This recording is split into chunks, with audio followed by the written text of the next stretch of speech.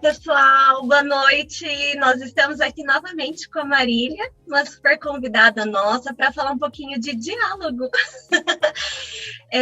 Bom, boa noite a todos, boa noite, Eli. E Marília, acho que ninguém melhor, você já se apresentou, né? Mas ninguém melhor que você para falar de você mesma, né? Olá, é um prazer estar aqui de novo com vocês. Hoje eu estou aqui para falar sobre diálogo, né? Como a Jéssica já colocou aí. O diálogo é muito mais, né, do que aquilo que a gente supõe que seja. Eu sou terapeuta ocupacional, especialista em gerontologia e agora estou mestranda em gerontologia na USP, já na fase final. E eu levei o diálogo para o mestrado e para a minha pesquisa, né, para falar um pouquinho e refletir um pouquinho sobre diálogo e longevidade. É muito interessante, porque quando a gente fala nessa linha, né, Marília, a gente tem a sensação de que coisas são vamos dizer assim, distintas, né? E esta fase, né, da vida, o quanto é importante. Aliás, o preparo, né, durante a vida inteira para isso é muito importante. Exatamente. E aí é por isso que essa perspectiva do David Bohm, que foi quem me apresentou o diálogo, para mim, pelo menos, tem tudo a ver com a longevidade.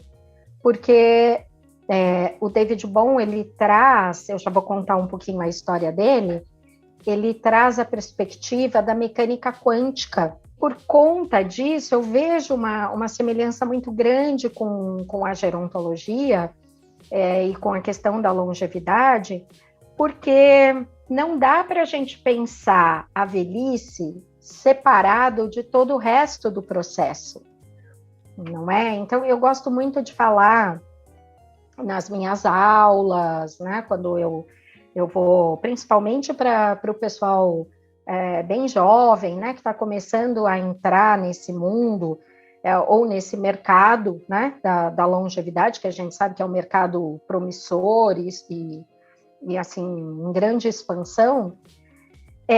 O que é velhice e o que é envelhecimento? Porque a velhice é uma etapa da vida, mas envelhecimento é um processo.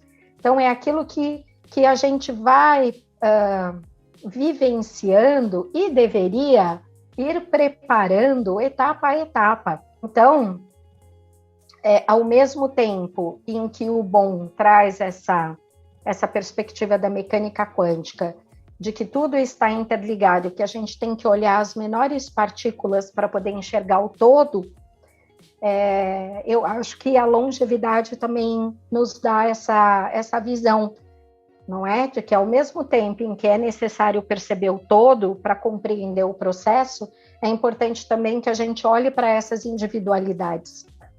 Com certeza. E de onde veio, assim, Marília, falar, vou trabalhar com diálogo? Porque é uma coisa, assim, que a gente vê no dia a dia, é constante, né? É nossa primeira forma de comunicação, até anterior às palavras e tudo mais, a gente consegue, né? O diálogo, a comunicação, ela vem muito mais dessa área falada do que a área escrita. É isso mesmo? Como é que isso funciona? E qual foi o que te despertou buscar essa temática?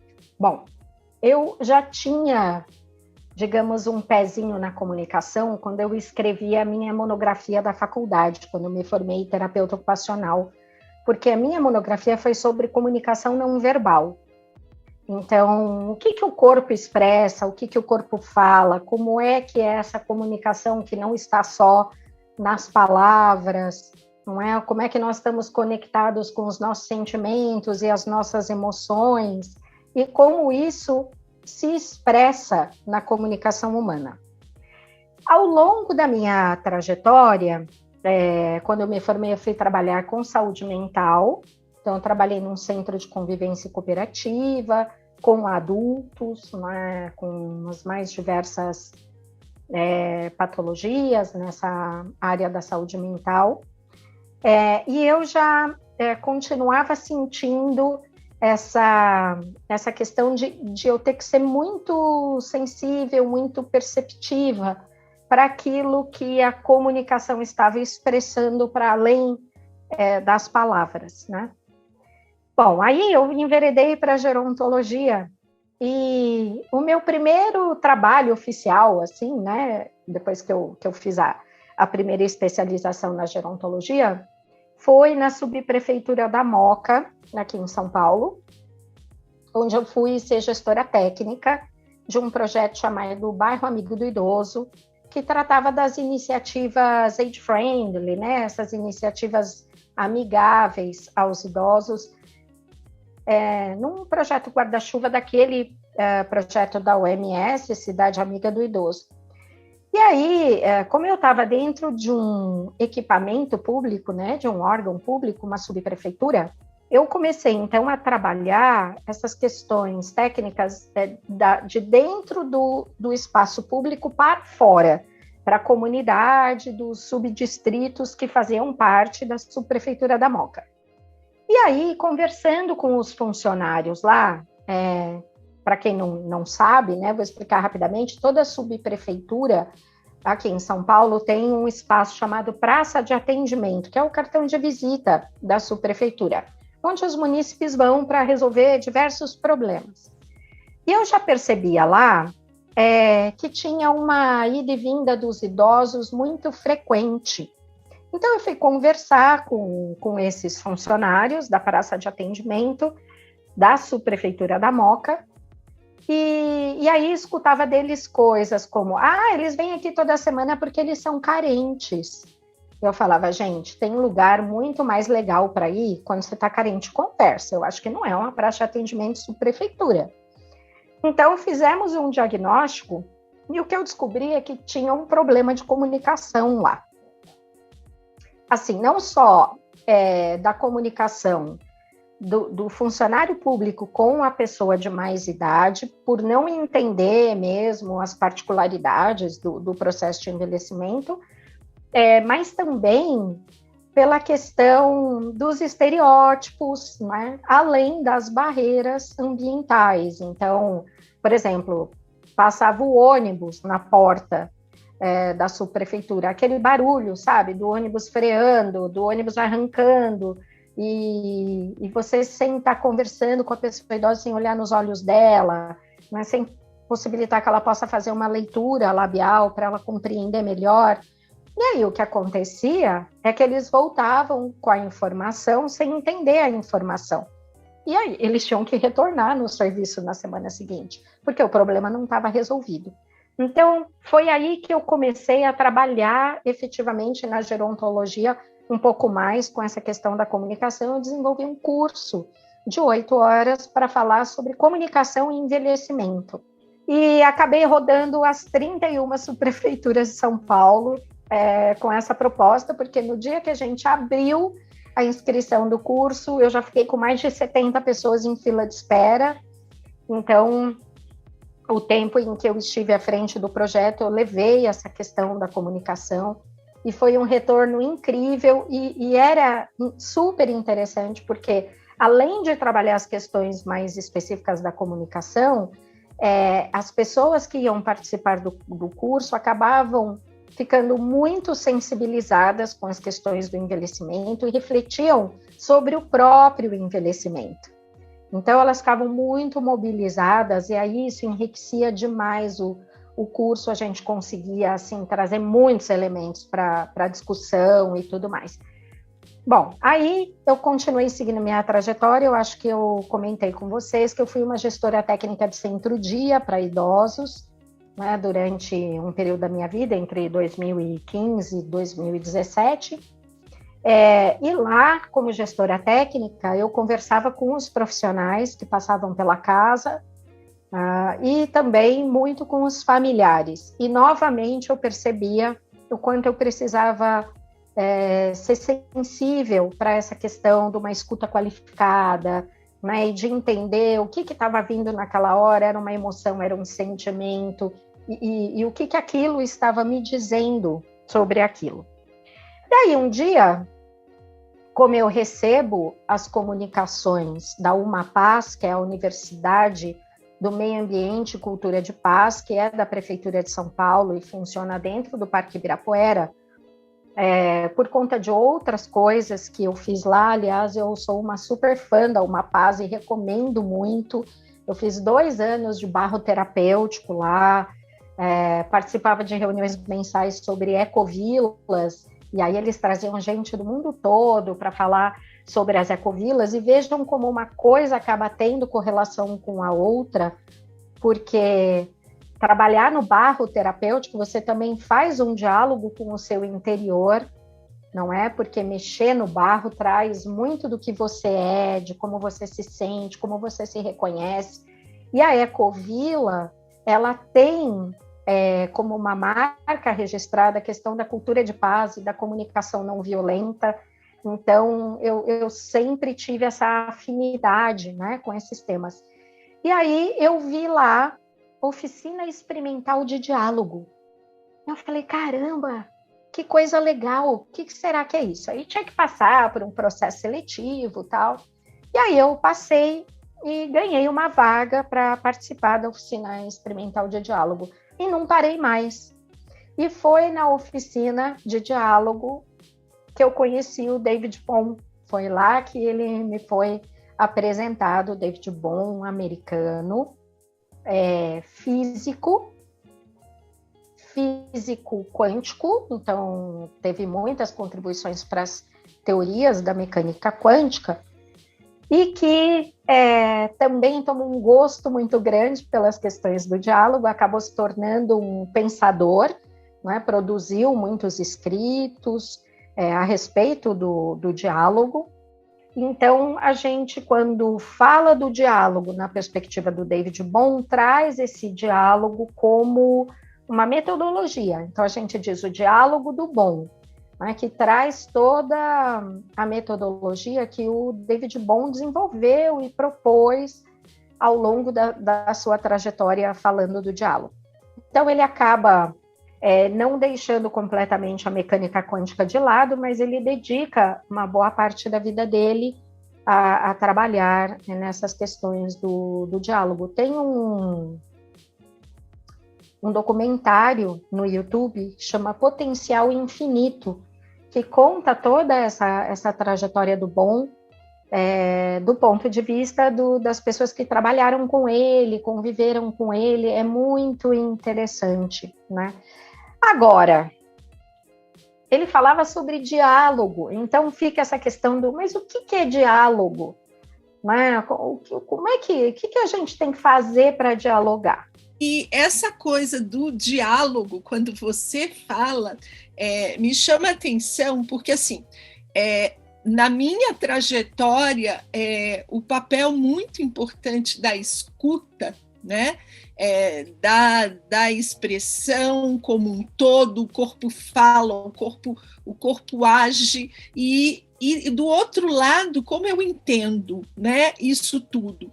Então, é muito importante a gente entender isso, né, como você colocou, o que é o diálogo, eu quero entender, mas também a importância disso para quem trabalha, tanto faz se é com idosos, se é com pessoas mais jovens, né? Para que isso possa fluir, porque isso tem que fluir, né? E aí eu me lembro hoje, quando eu pego essa experiência, eu vejo um pouco estereotipado aquela coisa de que na velhice, ou nesse processo de envelhecimento, a gente passa a não ser entendido direito, sabe? Assim, eu vejo aqui em casa, pelos meus próprios filhos, como eles vão, sabe, estereotipando. Você está ficando mais velha, então você tem mesmo essa dificuldade de se comunicar. E quando isso não é verdade, né? Porque se a gente faz o reverso, não é verdade. Eu queria que você falasse um pouquinho sobre isso. Pois é, exatamente. O David Bohm, ele fala do diálogo verdadeiro, né? Então, o que seria um diálogo verdadeiro? ele usa uma expressão que, aliás, ele usa duas expressões que são difíceis da gente entender, assim, na prática, como é que é isso. Uma delas é a suspensão de pressupostos, e a outra é da propriocepção do pensamento, ou autoatenção do pensamento. Então, o que ele diz sobre a suspensão dos pressupostos? Quando você está num processo de diálogo, para que você tenha um diálogo verdadeiro, você precisa aprender a suspender aquilo que está automaticamente ligado às suas crenças, aos seus valores, porque quando a gente parte de algo que está lá muito enraizado, então vou dar um exemplo aqui, eu até já gravei um programa aqui com vocês para falar do etarismo, por conta de eu participar do movimento Atualiza, que é um movimento de combate ao preconceito etário. Então, às vezes a gente toma atitudes que a gente até demora a perceber que aquilo é preconceito. Por exemplo, encontrar alguém na rua e dizer assim, nossa, mas você está tão bem para a sua idade, não é? Isso parece um elogio e a pessoa está imbuída de boa intenção. Mas acontece que esse preconceito, ele está muito incutido, profundamente enraizado no nosso conjunto cultural, né, de crenças. E muitas vezes é a própria percepção do pensamento, que é a segunda coisa muito importante que o David Bohm traz, que faz, ele diz assim, que assim como o nosso corpo é proprioceptivo, né, então a gente não precisa parar para pensar, e agora eu tenho que piscar, né, ou agora eu tenho que engolir. Que os nossos pensamentos, eles são automáticos. E que por conta deles serem automáticos, eles nos dominam. Então, às vezes, quando uma situação está encaminhando num diálogo, às vezes para uma discussão mais acalorada, ou às vezes por conta da necessidade de resolver um conflito, o que acontece é que esse pensamento automático, ele chega na frente, e isso impede que nós façamos um diálogo verdadeiro. O que ele chama de diálogo verdadeiro é quando a gente consegue manter a ética do diálogo, suspender esses pressupostos, ou seja, dominar a si mesmo. Então, naquele momento que você está percebendo que você vai reagir, ou que você vai dar uma resposta que julga, não é? Ou que você corporalmente está manifestando que você está se preparando, né, para uma defesa ou para uma reação, que nesse momento você consiga parar, respirar, suspender esses pressupostos e aí ter essa capacidade da escuta qualificada, ouvir o outro até o final, para então entender de fato o que é que ele está te trazendo. O que envolve essa ética do diálogo? Falar sempre em primeira pessoa, porque quando você traz as coisas do seu ponto de vista, você acaba assumindo uma posição mais empática, não é? Hoje eu estou sentindo que a conversa está um pouco mais difícil, trazendo essa perspectiva do seu ponto de vista pessoal, ouvir a outra pessoa até o final, deixar que ela diga tudo o que ela tem para dizer, né? Além disso, permitir um vazio nesse diálogo, porque ele diz que, o David Bohm dizia que mesmo no universo, os vazios são importantes. Outra coisa que ele diz também é que deve haver muito respeito pelo silêncio, porque o silêncio também é uma forma de manifestação, é uma forma de comunicação, e é também aquele momento em que você consegue escutar a si mesmo. E aí fazer esse trabalho de autoatenção e suspensão de pressupostos. Tudo que você falou tem uma importância muito grande nessa construção. Por quê? Porque quando a gente fala em comunicação, em diálogo, ela começa lá com 1 ano, quando eu começo a dialogar, ela não termina, né? Praticamente ela não termina. Ela acompanha, né? Uma vida inteira. E se a gente entende isso, é muito fácil, né, de você ter uma percepção do outro. Obrigada, viu, Marília? Muito obrigada mesmo. É uma delícia bater papo.